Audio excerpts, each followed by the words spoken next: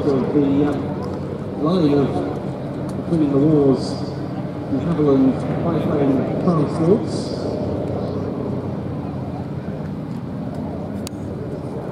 Repeat first appeared in 1934, development of the earlier pt16 Dragon, in fact it was initially known as the Dragon 6. The mainstay of many British airlines in the between the wars period, but upon the outbreak of war, large numbers were impressed into Royal Air Force service and military duties, and de Havilland and other contractors built over 500 more under the Domini name in order to train radio operators and for light transport tasks. They were used as such by the RAF and the Fleet's Air Arm. Air ambulance duties, another important part of Domini operations. And a few were transferred to the US 8th Air Force after the Americans came into the war in Europe.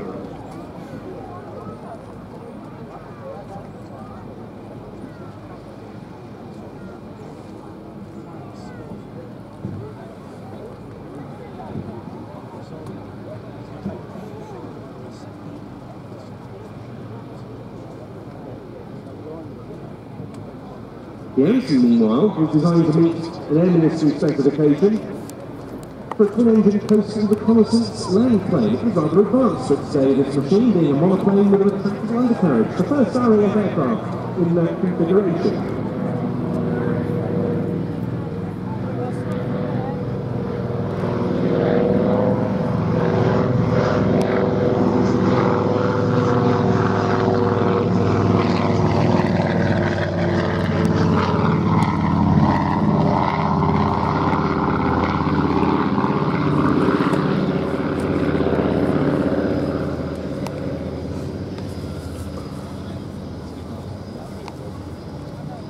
The initial Anson 1s that came into service in March 1936 went to RAF Coastal Command. In fact, Bomber Command even took the type on as an interim measure, and 20 squadrons in both of those RAF commands had Ansons when war broke out in 1939, though it was soon obsolete on the front line as the likes of the Lockheed Hudson and the Armstrong Whitley arrived. But it was very important during wartime as a trainer for all members of bomber crews.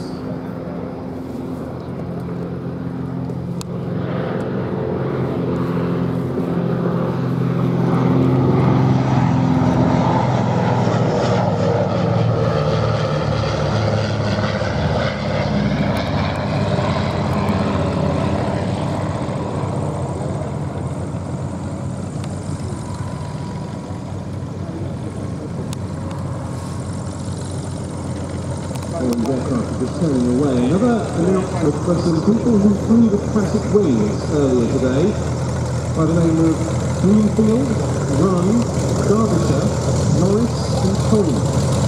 You please return to the classic wings team if you know how to go back. You are on the 20 repeat flights, 10 past 4 and 20 past 1 today. That classic wings passengers by the names of Bloomfield, Run, Derbyshire, Norris and Coleman. Please return to the Classic Wings tent on the crowd line in front of the American Air Museum because you might have the wrong bags. Thank you.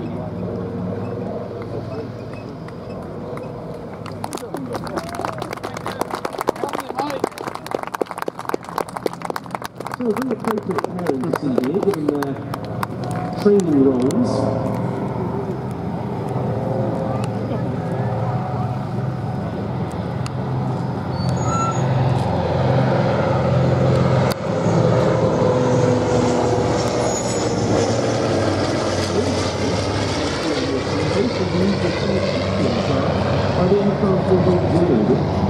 Carrying over 300,000 aircraft between manufacturers and storage units to frontline squadrons.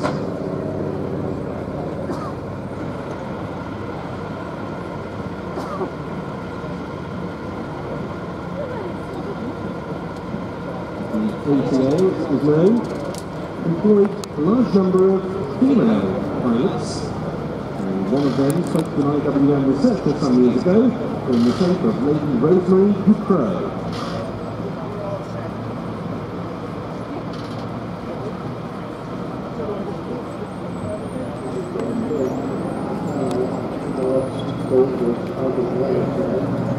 Is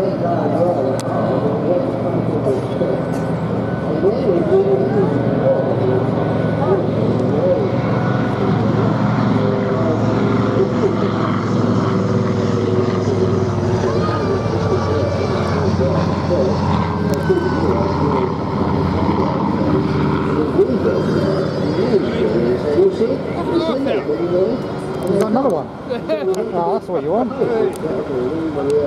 I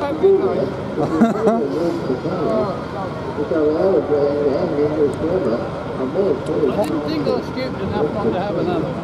Do you know how long yours lasts? Maybe an hour or two. It's assuming it takes. Former air transport auxiliary pilot Rosemary Ducford on some of her experiences of that organisation, which used Doyle's or Dragon Rapids and Ansons as taxi aircraft for their pilots once they're picking them up when they've delivered an airframe to a unit, or taking them to a maintenance unit or manufacturer's airfield in order to pick up aircraft destined for squadron.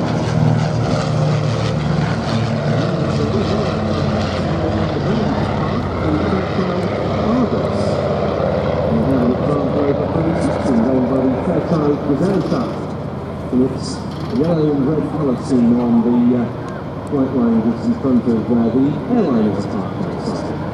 The Dragon Rapide that leads this formation has its own wartime history.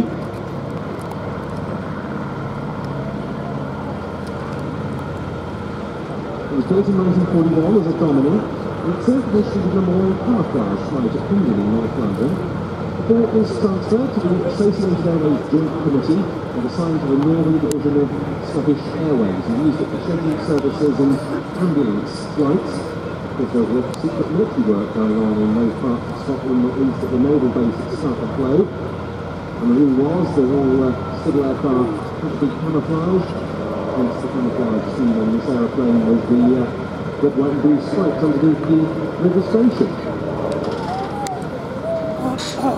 Those went to British European Airways and passed through a number of other civilian operators post-war until it was rescued by members of the then fledgling Duxford Aviation Society 14 years ago and flown into Duxford in August 1975. The restoration began in 1977. It was bought by David and Mark Miller, father and son, in 1986, and its maiden flight was 11 years ago this year.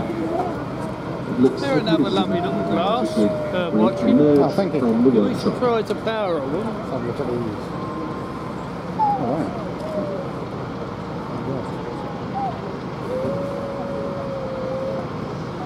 And these are sharp, they all are, compared to my old car. They are, very good. This is going around the back of Duxford village there on its circuit. The pilots not allowed to overfly the village during their displays. They either need to they're landing from the motorway and turn inside it or go round it. And we're going to see the Anson T-21. Aircraft thrust at Coventry will be one more pass. A post-war Anson. This you can see the wartime Anson 1 in the airspace hangar. What were those bigger ones you showed me before? These ones? That's the one with the shin on the roof, I think. Alright, yeah.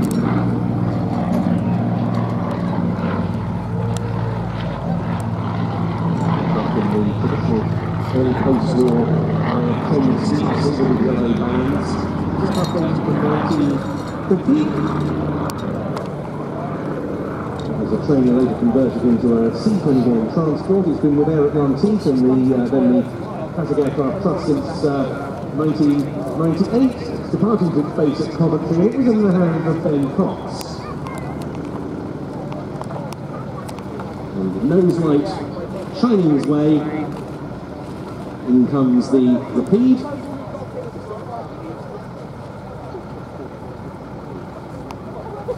Coming into land on the hard runway due to the Sea King starting up on the grass flight line just to clear. And in there comes Mark Miller for a landing, Chief Engineer of de Havilland Support based at Duxford, the organisation that provides technical support for de Havilland piston-engine aircraft. Along with his father, a great expert and enthusiast of these machines. You seem to know what's going on. Is the Eurofighter flying later? Yeah. It is? I believe sometime now. Excellent. Thank you. I know the Sea King's next. Alright. But And I think we're going into more modern stuff. Repeatedly continuing to the end of the hard runway before making its way Red on arrows the are paradigm. A close. chance for those of you Yeah. who I are think on the 5 proud front to take a look close up at the immaculate finish of the aircraft in those wartime Scottish Airways We've still got a lot to markings. go. Good. Of course, And if the you want to go for a Apaches. flight in a repeat after the show, then do go to the Classic Wings tent on the front of the crowd line in front of the American Air Museum. I'm sure they'll be delighted to assist you. Problem is Or it for the looks like moment, the getting winner of worse. the Spitfire Society raffle. The winning ticket is Although green it should be quite fun when the 246. Apaches That's come ticket along. green Good for 246 explosions. has won the Spitfire Society raffle.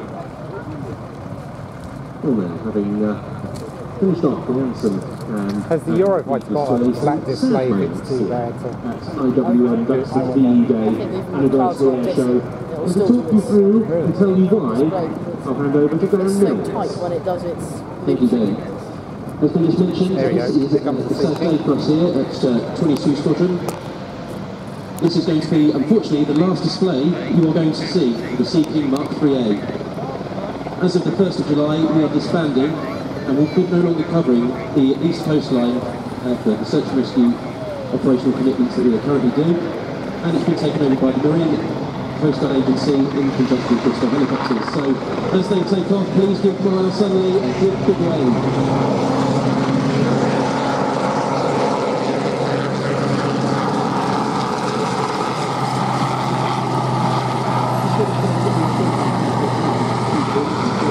The aircraft outflow are members of B-Flight, 22 Squadron, and they're based at Waterford. B-Flight is one of 4 Royal Air Force search and rescue flights operating within the United Kingdom. The Royal Air Force also has an additional Sea King base down at the Falkland Islands.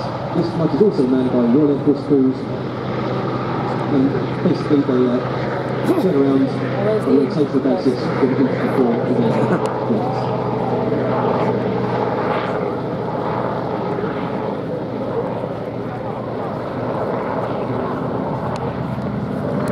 As you can see, we have a simulated survivor already in position on the airfield for today. The survivor is Corporal Stu Balding, 22 Squadron. As you can see, they're now going to line up to try and rescue Stu. And you can also see that the sprinklers have also been deployed. This helps the aircraft and the crew see the wind direction and also locate the survivor.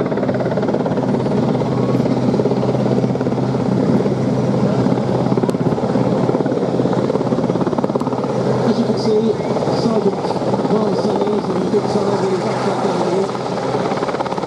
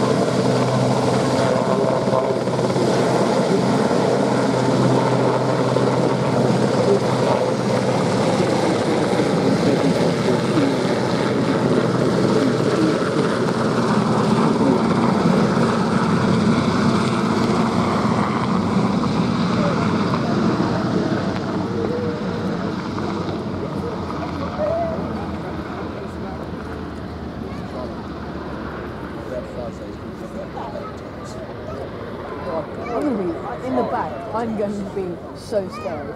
I'll just be.